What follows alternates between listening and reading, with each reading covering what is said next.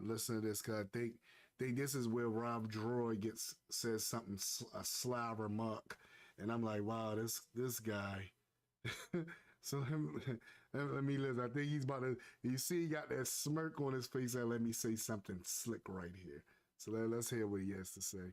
Maybe the name, the title that they gave to their book, Second Testament, is representing a certain mindset of the writers and composers of that book, that they can always give another opinion, that they can always give another option. If you dive deep into all the aspects of. All right, so I had to touch on that. So yeah, we probably come back and jump right on that. He says, let's hear what he says. I want to hear this again because I seen the smirk on his face. I know he's about to say something. So I went right back to that smirk. Let's see what he has to say. Be both from the tribe of Ephraim and the tribe of Yehudah.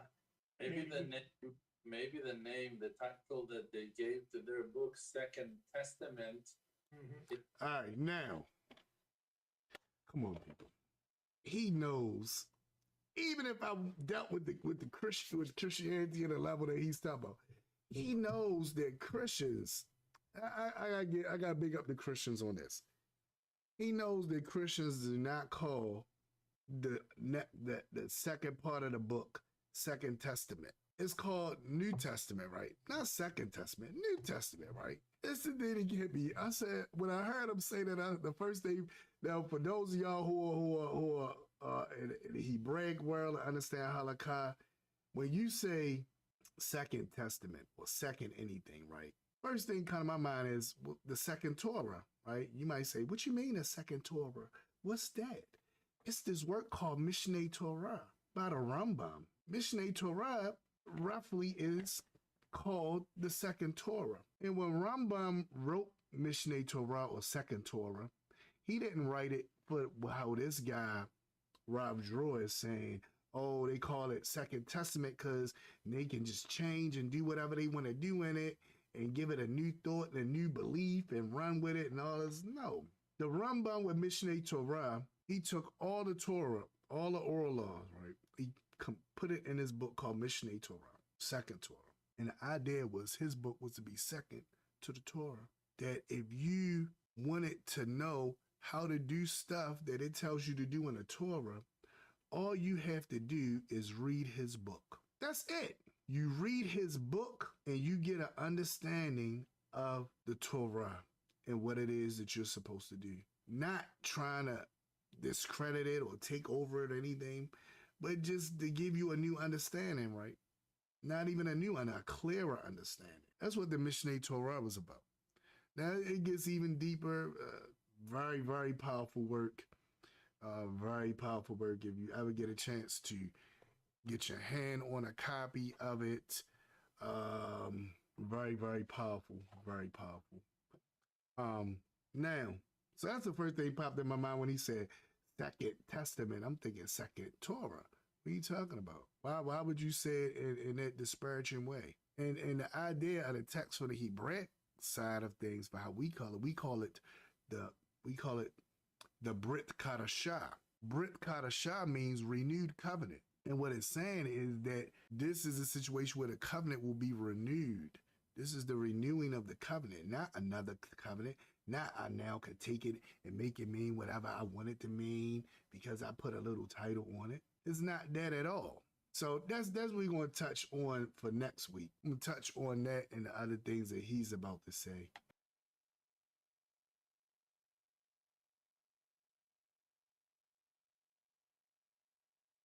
The best rabbinic text to study, to focus on, especially if you're getting started. And even for the veteran, I would always say the Rambam's Mishneh Torah.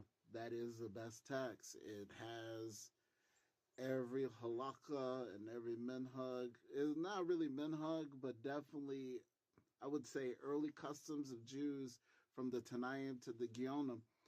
It's probably, believe it or not, the most important text in all rabbinic literature. as I definitely agree with the whole dictum. The only thing you need is a Humash and Rambam's Mishneh Torah, and you really don't need anything else. And that's it. I'm making this quick video because it has been 1 month since joining the Cashflow 101 system. And so what I wanted to do is make this video to show you the results that I've gotten in my first month joining the system. And so you see here, there's tons of packages. I don't know exactly how many. Got a calculator right here. We're gonna calculate the running total, and I'm just gonna show you what kind.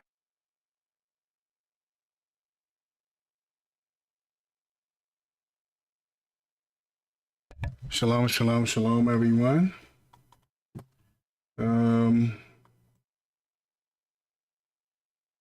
Welcome.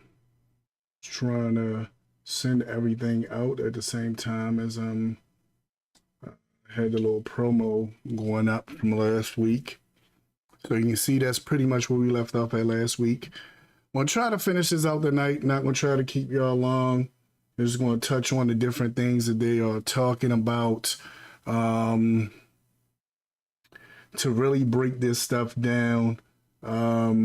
Again, one of the things that was a major concern to me is that as they are talking about Christians, they really are talking about Messianics as well.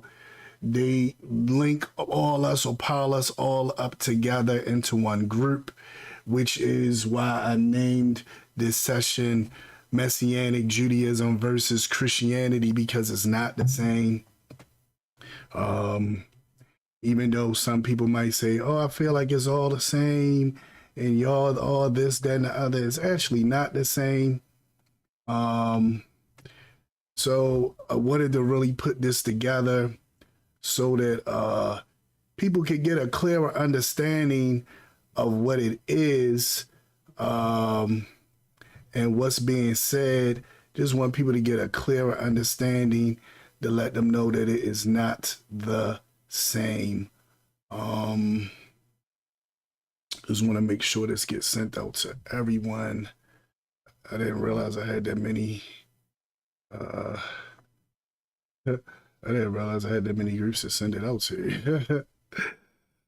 So just want to make sure it gets sent out to everyone. Let me see. Sent it to them.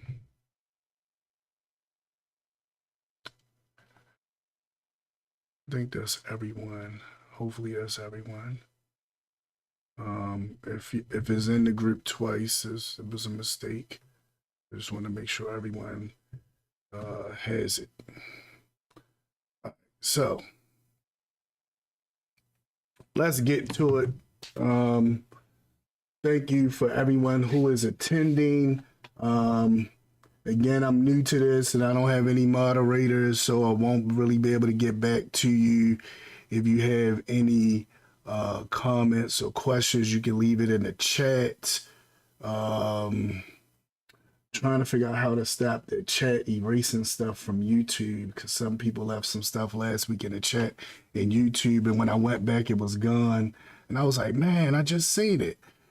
So I got to figure out how to stop it from disappearing, because it just disappeared. But the stuff that people posted at Facebook, I was able to see all the different chats that was going on at Facebook as well. So let's get to it, right? So let me slide my picture over some so I'm not blocking, so I'm not completely blocking Rob Michaelson. Put it right here in the middle. Okay. All right, so let's get to it. This we left. I'm picking right back up where that clip left off at. That's why I put that clip there. Wanted to remind y'all of what we went through and talked about last week.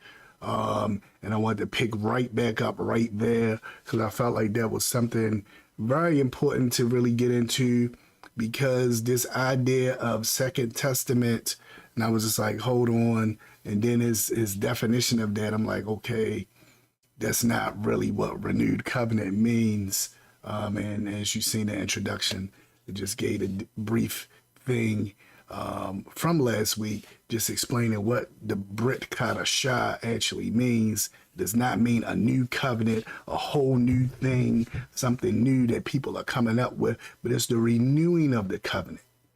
The same thing that the Torah talks about when it talks about making a heart of the heart of stone into a heart of flesh. When it talks about circumcising a heart. I'm not talking about, I know most of y'all, when y'all hear circumcising the heart, y'all think about the renewed covenant. No, circumcision of the heart was right there in the book of Devarim. It says circumcision of the heart. So this is the idea that it will be renewed within you, that you will be rejuvenated in the Torah, not separated from the Torah. That's one of the main things. Again, this one with I'm gonna keep constantly making this known. The difference between us who are Messianic and those who are Christian is we believe in keeping the Torah. We pride ourselves on keeping the Torah. The Christian community will tell you you don't have no need to keep the Torah. They would even tell you that you are going against the Almighty by trying to keep the Torah because you can't keep it. So why are you trying? And there's all kind of things. So when you can tell the difference between Israelite or a Hebrew or a Messianic Jew that's following Torah versus a Christian. Christians do not say the same things nor believe the same things. So that's why I said as they linking this up together, some people have taken their discussion and used it in a way to try to condemn anybody who believes in Rebbe Yahshu'a and Yoseph and try to say, oh, you believe in Rebbe Yahshu'a and Yoseph, so this is what you are. And then they try to come at you with all these Christian notions. And then I had to sit back and say, dude, I don't believe none of that. I'm not that. What are you talking about? So let's get into it. Pick right back up where we left off. Writers and composers of that book, that they can always give another opinion, that they can always give another option. If you dive deep into all the aspects of Christianity, you see that they have so many contradictions. You see that they don't. All right, now I agree with them. When it comes to certain things within Christendom, they do have a lot of contradictions. They do have a lot of things that you'll be like, huh? Where you get that from? How you get with that? But that's not the Messianic community. See, that's what these guys, you will never hear them make that separation. They log everybody up in the same lump. And that's where they're wrong. And it's like, well, what are you talking about right here, right? So they're right, you know, the Christians do have certain beliefs and certain ways that they do different things, but we got to make that separation known. You can't keep linking everybody up in the same boat saying, oh, this is this and that is that. Themselves don't really know the date of his birth. They don't know really the date of his death. They don't really know what happened with him. Things that really written in our history books, in the books that we are holding with great testaments and with great tales on his past. We really do. All right, so now this thing right here, I said, this brother right here, he's real smooth with it. It sounds so innocent. Oh yeah, no, we know. First, he put the notion up that, oh, they don't know the date of his birth. They don't know the date of his death. They don't really know or understand these things, but we know, right? What is he getting at? Most of the people in Christian would be like, what you talking about? We know the date of his birth.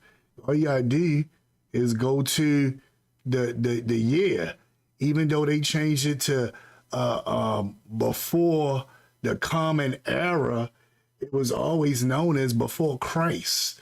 So they would say, well, no, we know exactly when we all you gotta do is count the years back, and boom, that's when he was born, right? And so most Christians wouldn't even come at this the way he's trying to present it, right? But he's doing this for a certain reason. And it doesn't have to do with the date. You got these different teachings about different people that was in the Talmud. That's why he say we know this and we know we got the records. In the Talmud, they had different times where he talked about this guy named Yeshu. Now, they tried to link Yeshua up with Yahshua, which is wrong.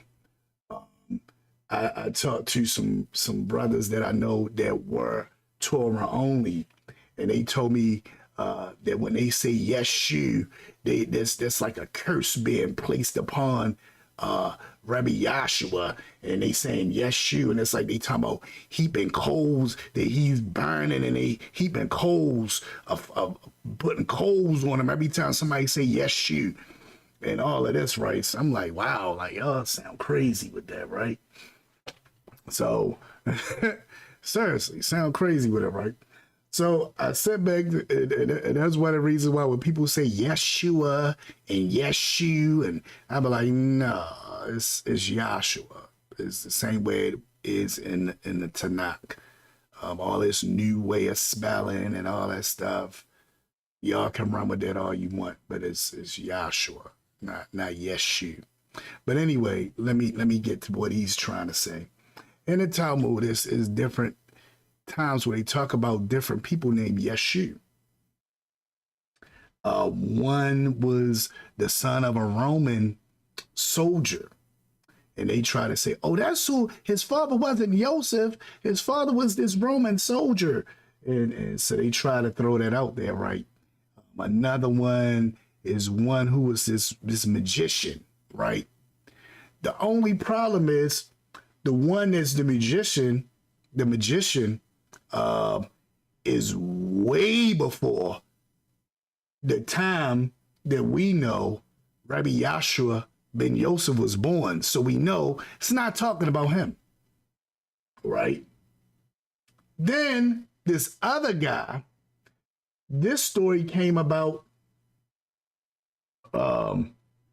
like at least I believe it was in the year 177 CE or AD, right?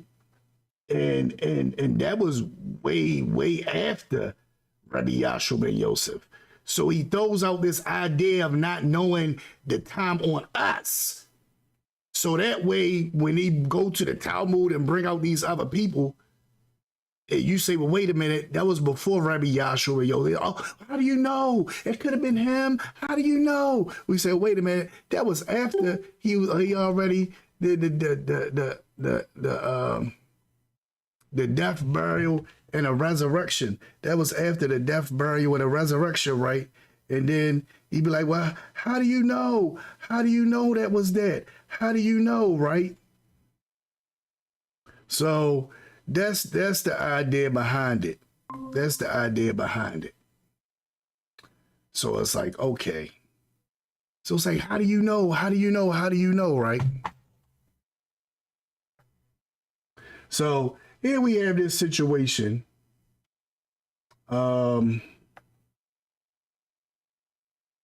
Where this is what's being done, where this is what's being used or what's being looked at, and how it's being looked at or used, and it's all to try to discredit you. So that's why he's trying to paint this picture of we don't know. No, we do know, and that's how we know that those people that y'all talked about in the Talmud is not the same person. So I'm not going with that we don't really know. We do know. That's how we know the people that y'all talk about in the Talmud, who was way after Rebbe Yahshu'a ben Yosef, and the other one who was way before Rebbe Yahshu'a ben Yosef, is not talking about him. None of them fit close to the time period of his birth or his death. So Don't let any of them come up to you one day and pull something out the Talmud and say, hey, Yeshua the Panther or son of the Panther. And you be like, oh man, let's talk about him. No, it's not. Oh, yeah, we got this guy, Yeshua the magician. Remember Yahshua did all them healings and stuff? This guy, Yeshua the magician. No, it's not talking about him neither. Because the time period's off.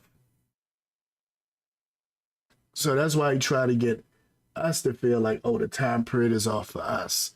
But the time period is off with that. But see, if you don't know, see, when I'm listening to him, I know where he's going. I'm like, okay, I see where he's going with that. All right, so let's go back and look at some more stuff that he's saying. Do know who were his parents. We really do know what he went through and go through in his life. Who were his teachers? Who were his rabbis? What situations he had in his life and what kind of wisdom he rejected and where that path took him. Now, the problem is that Christianity was, even though that it's kind of not comfortable to talk about that topic, and I will want to expand on that, but Christianity mainly was written by people that never saw Jesus, that never met him, that never knew him, just heard stories and tales on tales, and the majority of them are not fundamental, cannot be proven in any way to be solid and right. All right, now, this way I was like, wow, it's like throwing you know how they say don't throw rocks at a glass house if you living in a glass house. This is one of those situations right here, right? And Rob Dror, he says, as he's talking about this, he says, well, the guys that wrote it never actually seen them or met them and so forth and so on, right? And he's basically talking about the synoptic gospels, right? And even talking about, you know, the writings of Rav Shaul, Apostle Paul, if you would. And what he's trying to say is, when people go and they look at the writings, you realize that originally the teachings was passed down orally. The disciples did just like the sages of old with the oral law. They passed it down orally. They didn't write it down, right? But they had different schools that began to write passages. So you had passages that was written, you know, sometime after the death of Rebbe Yahshu'a and Yoseph. You had these different passages. And after the death of the Talmudim, who hold those schools. So they try to catch you up with that and say, well, the guys who wrote were the students of these guys, and they never really met. They just go on based off of what they heard, and they don't really know, right? And then I gotta say, well, hold up, we can't do that, because our whole thing with the oral law is based off of oral knowledge being passed down from teacher to student, generation to generation, until Yehuda Hanasi, Judah the prince, said, wait a minute, we keep going into exile, we might lose everything, let's write this stuff down. Up until that moment, the Talmud was not written down. It was passed down orally. Which again, another thing, and y'all gonna see a lot of talk about the Rambam from time to time. There's another thing Rambam points out in his Mishneh Torah in the introduction, when he's talking about the whole point of the oral Torah. He says the point of the oral Torah is to signify who's the people, right? So nobody can just take your identity and claim to be you. Because if you got the written Torah, all anyone has to do is just sit and read and study the book, and they can say, oh yeah, I know this, I know that scripture, I know this scripture, yeah, I'm the one. But with the oral Torah, because it's passed down orally and it was never supposed to be written down, Yehuda Hanasi actually went against what was supposed to happen to ensure that the oracles wasn't lost, because it was never supposed to be written down, right? So the Rambam points out that if you come to somebody and you ask them, okay, like for instance, how do you halachically kill an animal, a kosher animal, for consumption? How do you make it kashrut, right? And if the person doesn't give you directly as it was passed down, then you know, oh, they don't know. They're not really the people. They don't know. Like they start saying, oh, you just do this, or you just gotta make sure it's beef, ak, and it's not swine. Then you can be like, no, they don't know. Right. Or they say, well, all you gotta do is make sure it's this, that, or other. Like, no, they don't know, right? But now, when someone says you take the sharpest knife, you hold the animal, you rub him, make sure he's calm, you take it, you go against the jugular, you hold it upside down, you drain it of the blood, you salt it, they go through all the different motions of what you're supposed to do. Then you know, okay, they know. They the people. And he does a beautiful job of painting out more than what I just did. That was kind of that wasn't on the same level as how he broke it down in the introduction. But that was one of the things that they couldn't deal with Beta Yisrael, right? When he came across Beta Yisrael in Ethiopia, and they came across them and they said, who are you guys? And they say, we're Beta Yisrael, we the house of Israel. We are the Israelites. All the tribes are represented in us. That's why they call themselves Beta Yisrael. I know people like to say, oh, they're the tribe of Dan. They don't call themselves no tribe of Dan. That's what other people call them. They call themselves Beta Yisrael. They don't say we're the tribe of Dan. They say we're Beta Yisrael. Beta Yisrael means the house of Israel. Because they got, every tribe is represented. Every tribe. And he kept the lineage. Every tribe, and he kept the lineage. They have priests.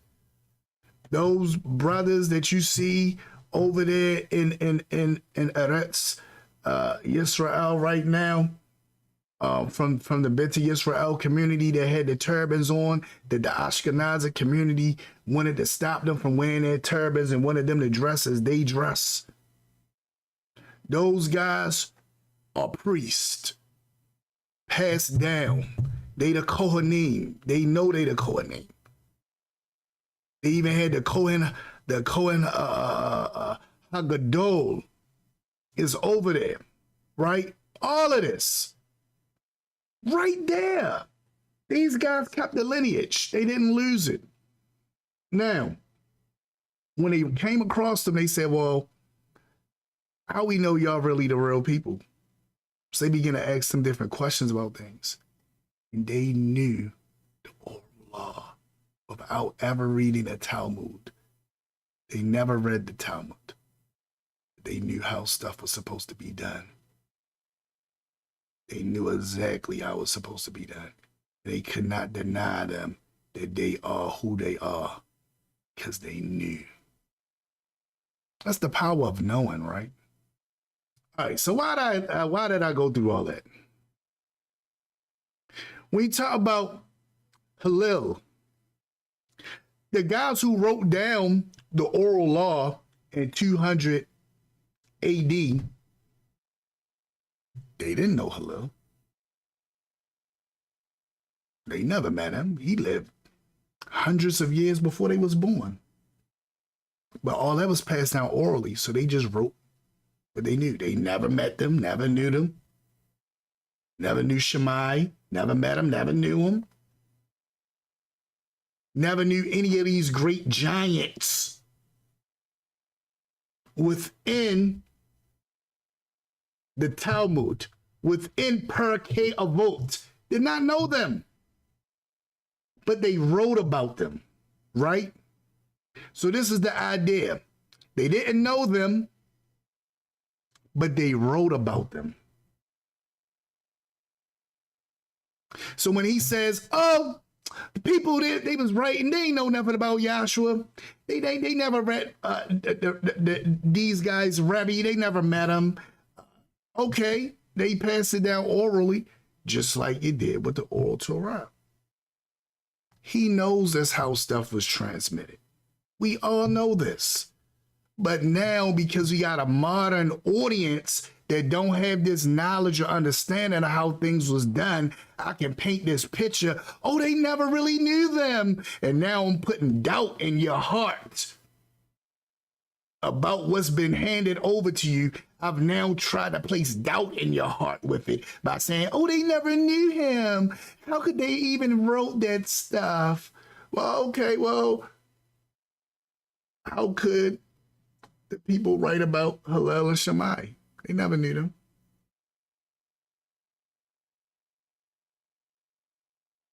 Different people wrote about Rebbe Akiva.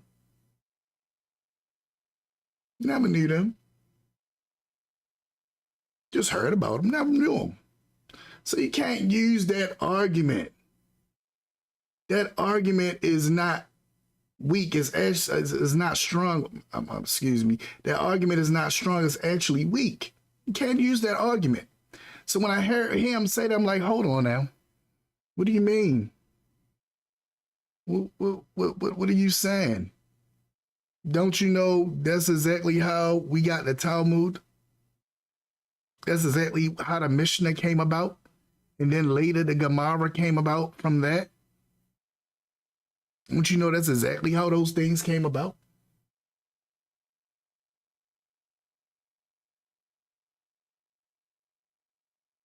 So, wouldn't go there if I was you. I would kind of think tight before I start saying, oh, they never met them. Because there's a lot of people in the Talmud that was never met by the writers, the people who actually wrote it down. Never met them, but yet they knew because it was passed down pay la pay, mouth to mouth. He spoke from my mouth, and you heard, and then you pass it down to your student. You pass it down to your student. That's how this was done. They know this. All right, let's keep going. And on that, if I may, I have some small thing that I want to say, and to open my heart to our Christian friends, and to say, first of all, I understand that people that grew up in certain culture and heard wonderful, relaxing bedtime stories about that man and heard great praises about him and were taught that he is great and that he was amazing and that he was the best and so good and so pure and so humble. It's a natural thing that they will grow following that faith and believing in that. Not all people investigating and checking the contradictions and seeing the faults and recognizing the severe mistakes, not all people have the mind and the desire to investigate and to check so much. Many people are just continuing with the culture, with the religion, with the church, with their mindset, with what they've been taught in their community and their families. And I can understand it. I can relate to that. I can believe that in a simple way, people just follow the belief system that they were taught. The problem is that even though that those people might be innocent, it does not make the story right. It does not change the facts. So we can judge the people favorably and to understand that they are innocent and they're not planning to do anything wrong. But it still does not make an unkosher animal kosher. It does not make a false Messiah to be the real true Messiah. So that All right, so, and I think Rob Michaelson is going to touch on what I'm about to say, because what I've been noticing is Rob Michaelson kind of tries to understand the Messianic side of things. Where Rob Dror just straight comes with the way he comes, right? Now, this is the thing with this. I'm looking at this, right? The pleas and stuff that he's making is dealing with Christendom. Within the Brit Kadashah, he keeps talking about contradiction. But what you're going to notice is he never tells you what the contradiction is. I'm waiting like, okay, what's the contradiction? It's as if I'm going to tell you something is going on, but I'm not going to talk about it. I'm going to insinuate something is happening, but I'm not going to speak on it. But as I'm talking and insinuating, because you feel I'm coming from a state of authority, that gives you the notion or the idea that I'm correct. And that's how he's coming with this. He's feeling bad, and you've been brought up believing something all your life, so and it's hard for you. Us in the West African Jewish us in the West African Jewish groups and in the Hebraic groups and the Hebrew Israelite groups, we can say the same thing about a lot of things. There's a lot of people that grew up thinking that this was this and that was that, and I feel for them. You grew up thinking it was always this way and it was that way, and then you run into a brother and he says it ain't that way. And now it's like, what do you mean? I learned this all my life. All my life I was told this is who I am. Right? And I always say, well, you can't blame the people. You know, the masses of the people, this is what they was taught. Now, the leadership that knows and study, yes, I will come at them hard because I feel like you know. But people who just everyday people, I can't just run off and just start attack. I know it's people that ready to attack, they don't care. But you got people that just don't know, right? You know, and I would even recognize, you know, certain aspects of certain things about them, you know, just because, okay, they saying this what they are, this is what it is, right? But this the way he's painting it. Even for those, we talked about hearing all the good, so we heard a lot of good stories and stuff about Melech the Weed and Melech Shlomo and other things, and we believe those things, right? But it might be other people who might have other stories or other things that they say, no, that ain't the case. Now, are we going to just up and believe them because they said? No. I mean, you gotta be realistic. But at the same notion, you know, you got people in the Kemetic community, other places that point out a lot of negative things about different people. Jump up and say plagiarism. And you're like, oh, was they really think about plagiarism during that time period that you say plagiarism? Think about that. Was that how they was looking at it, or was they looking at it like we sharing information? I'm going on a whole nother spell. Let me not go down that rabbit hole tonight. Let's just keep it moving. it's very interesting that you bring up the idea of, you know, the animal, of whether an animal is kosher or not. Because one of the other interesting things that come up when we look at the Torah is the idea of the sacrificial system. Okay. And what is considered a kosher sacrifice and what is not considered a kosher sacrifice. All right, so I see where he's going. He's not going where I thought he was going.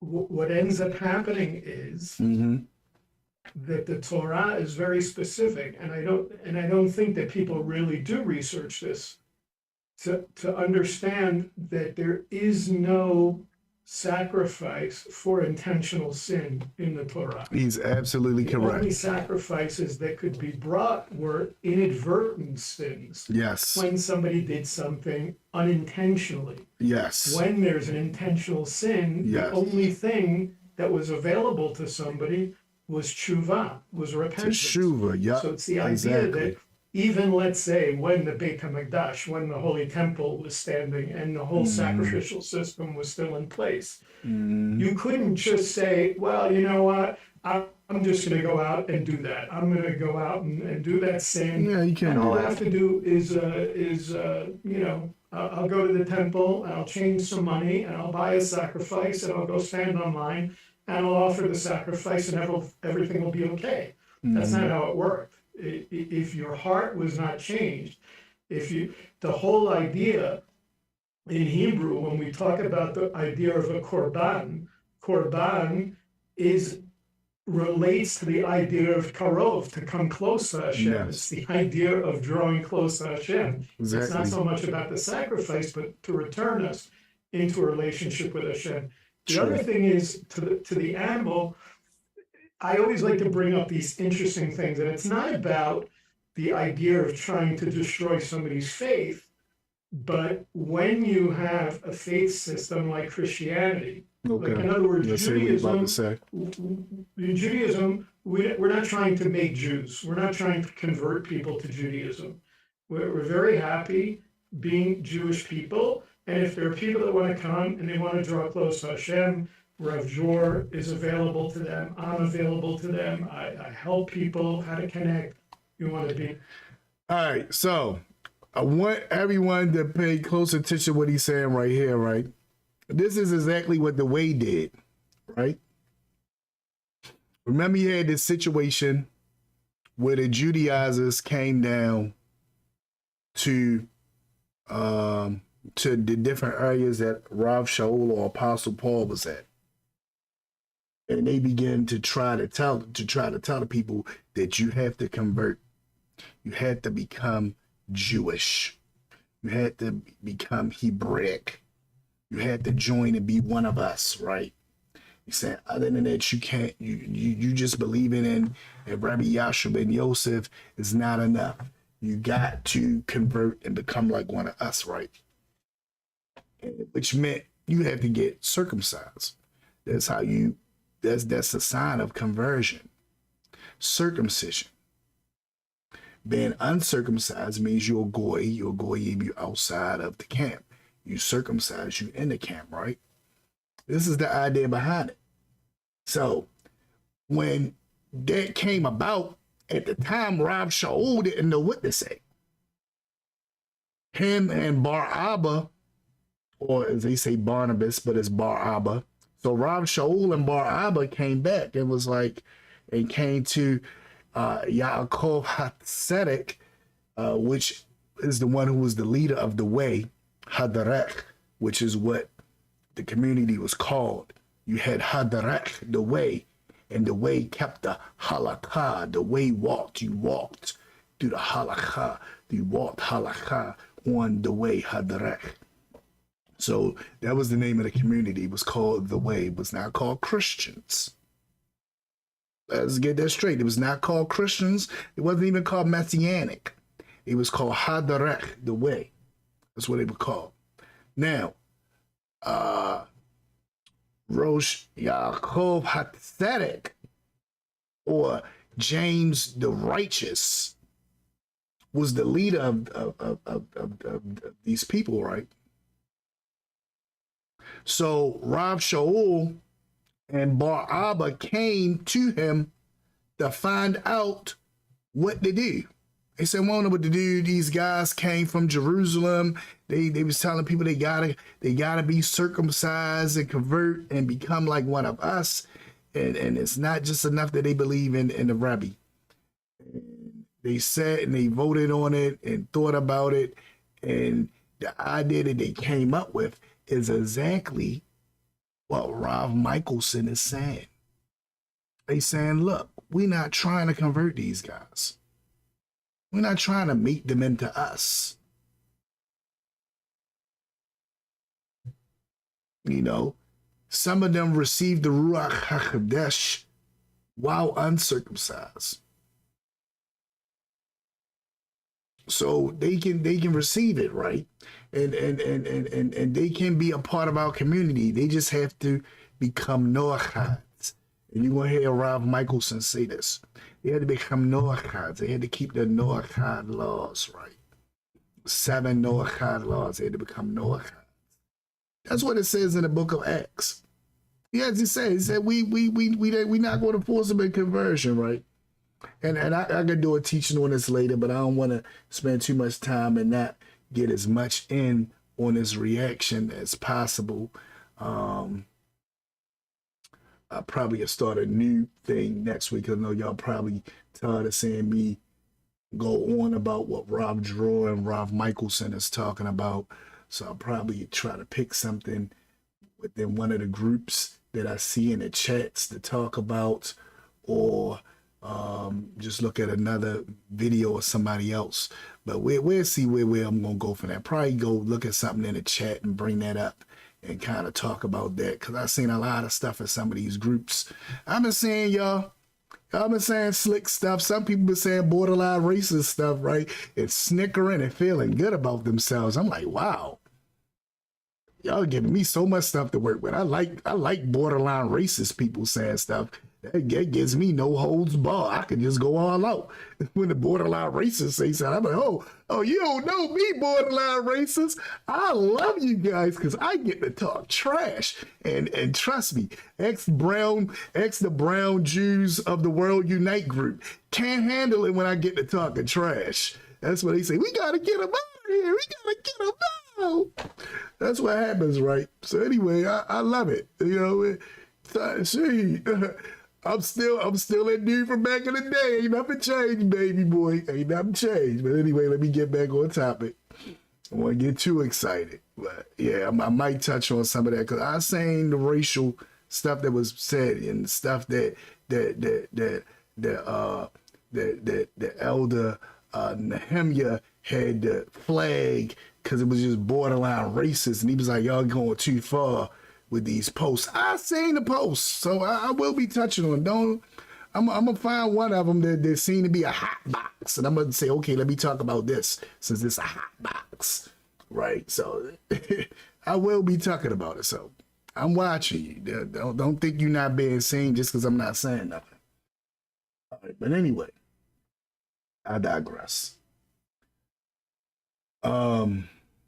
I got so excited. I was so excited I forgot the point I was trying to make. Hold up. Oh, I'm having a senior moment. Oh my goodness. I got so excited about the battle. I forgot the point I was trying to make. Oh yeah, okay, I remember now. All right, so the idea behind it is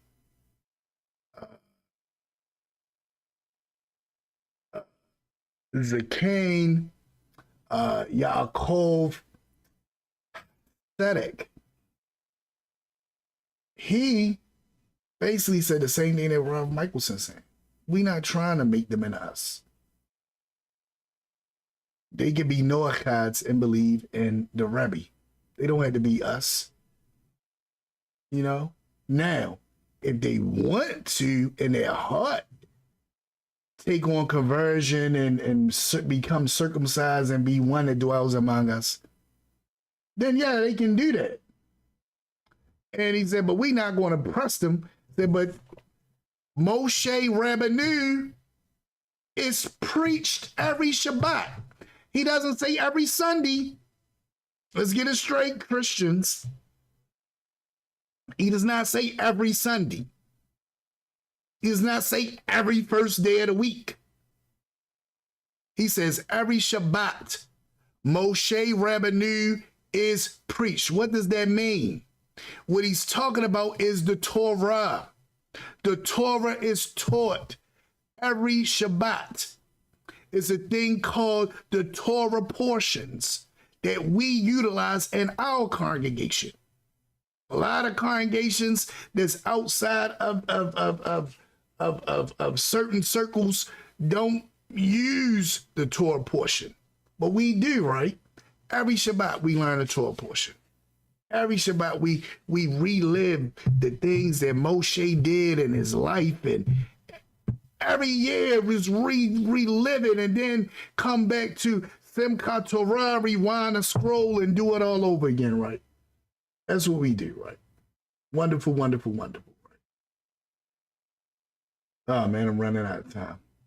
All right, so what's the whole thing with that? So that's the idea of what he's saying. I'm gonna try to rewind it back so you can hear what he's saying. He's saying exactly what Rosh Ya'acob Hatzesedek told Rosh Shaul. That no, we not trying to convert them. We're not trying to circumcise them. Just let them be Noachites.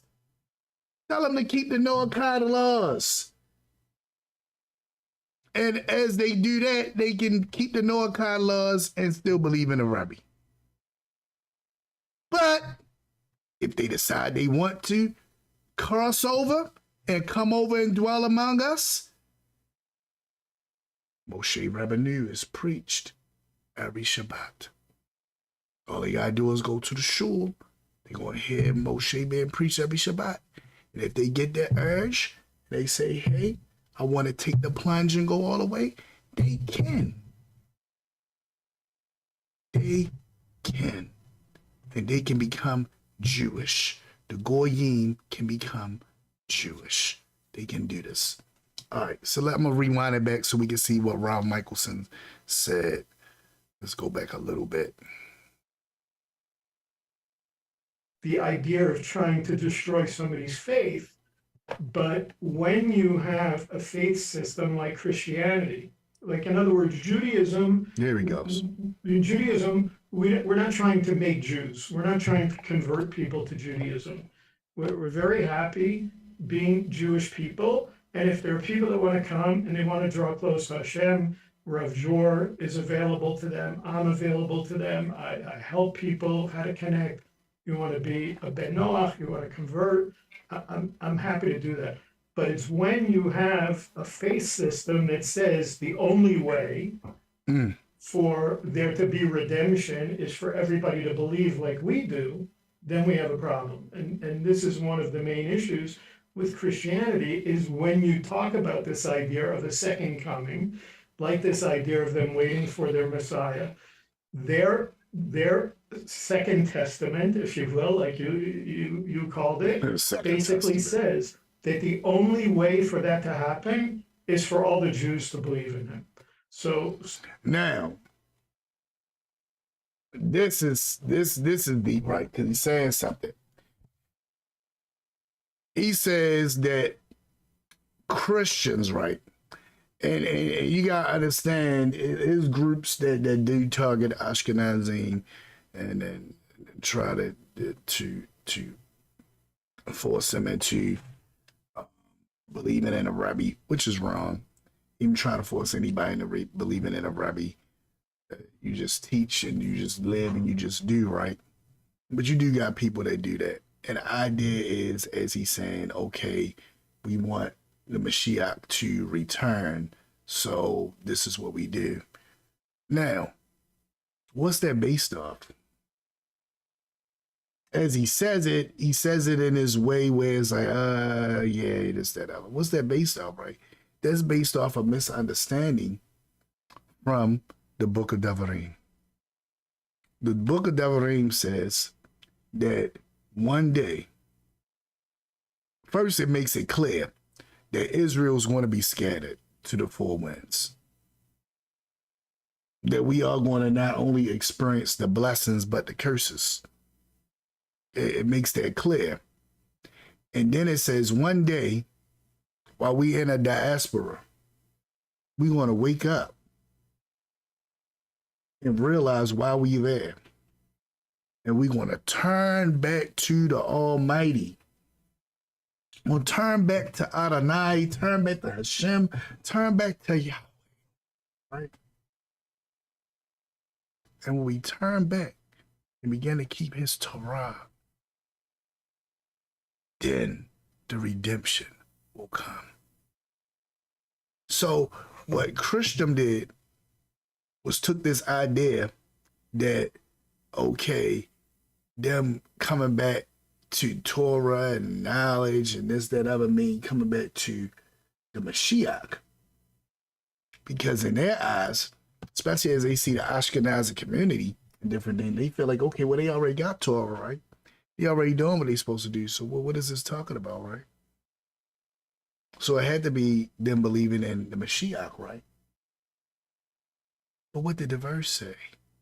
The verse says the people gonna wake up one day and realize, wow, they are in the predicament that they find themselves in. So if the Mashiach did not come yet, or if the Mashiach did not return yet, it's not because, oh, the people doing this, or you got to be like Rob Cook and we going to force them to come back and all this other mess, right? The idea is there's Israelites scattered all around the world that don't know who they are. And that one day they're going to wake up. And you might say, what are you talking about? Look at what's happening right now. You had Kanye West. You had Kyrie Irving. You had Nick Cannon. You had a lot of people. Even got Kendrick Lamar. You got a lot of people even in that's famous. Just waking up and saying, wait a minute. We Israel. Wait a minute, guys, we Israel. We going through all this stuff because we Israel, right? You got people in the communities everywhere, all across this country. That's why you got Christian groups going out now trying to squash this Hebrew movement, right? Because you got people waking up everywhere saying, hold up. I'm even in a group that says, one day I woke up, I was a Hebrew, right? This is exactly what's happening. One day you just wake up and say, wait a minute. I know who I am. I know why I'm going through all that stuff that I'm going through, and I'm going to make a change. This is happening. That's what Devarim is talking about. That the people will wake up. So he says that the idea is that all the Jews have to believe. The idea is that all the Jews or all the Israelites have to come to this knowledge of understanding that this is why we going through all this stuff. This is why the person is on our back. This is why we going through all the suffering, all these different things. This is why we went through the transatlantic slave trade and all this other things that we went through was because we are these people. But when we wake up and begin to keep the Torah, then everything will change. Right? Everything. And that's why I always try to tell everybody. They say, well, brother, we've been keeping the Bible. I said, I didn't say keep the Bible. I said keep the Torah. Right? It's 613 mitzvot sitting right there waiting for us. 613 of them. Right there. Saying, here I am. Come keep Torah. Come do what you're supposed to do. So it's not the idea that people are looking and saying, hey, that Christians went their route, right? You got some Christians that use 1948 when the Ashkenazim went into Palestine and said the Jews returning home, scripture being fulfilled. And I'm sitting back like, what scripture said that was going to happen? All the scriptures I've read said the Mashiach going to bring Israel home. Not they going to bring themselves home. Even the Talmud. Even in the Talmud, it says don't raise up an army and go take the land by force. But that the Mashiach is going to bring you back to the land. Even say that in the Talmud, right? So when I see all these different things happen, I'm sitting back and saying, is this really the fulfillment of prophecy? Or is this propaganda that you've been taught? Something to think about. So like I said, I'm going to end here with this reaction to Dror and Michaelson. I might touch on some other things on it at another time, but for right now, I'm going to end here with this tonight. And next Tuesday, I'm going to delve into probably one of the subjects that's in the groups. So I'm going to look through the different groups I'm in to see if it's a subject within there that I'm going to talk about, and I will have it posted no later than Thursday. What the topic that's going to be looked at is going to be, and I'm definitely going to let the people. If I do pick something out one of the groups, I'm gonna let all the people that's in the groups know I'm gonna be talking about it, so they can be on the live and on the just going back and forth. Call itself giving it to me as I give my 2 cents on it, right? as I throw my hat in the bucket. But I just want to let you know, I've seen you. I've seen the racist, crazy statements y'all been making and slapping each other 5 and having a good old time. And I like, oh yeah, I'm in a right group now. Y'all got the right one in this group, because this is my stuff right here, baby boy. Woo! I'm gonna find a nice juicy one. I'm gonna comb through it and see if I'm gonna put the top 10 ones up. I'm trying to figure out which one I'm gonna go at.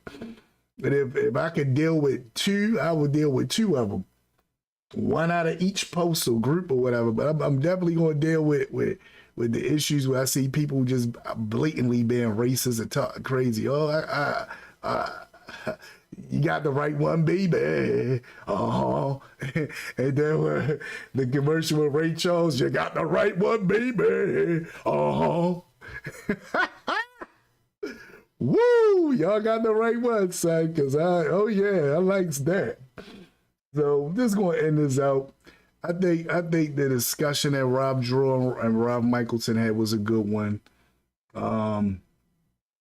Once you really separate the Messianic and community and West African Jewish community that's Messianic from this Christian community, you kind of see that, hold on, it's not the same.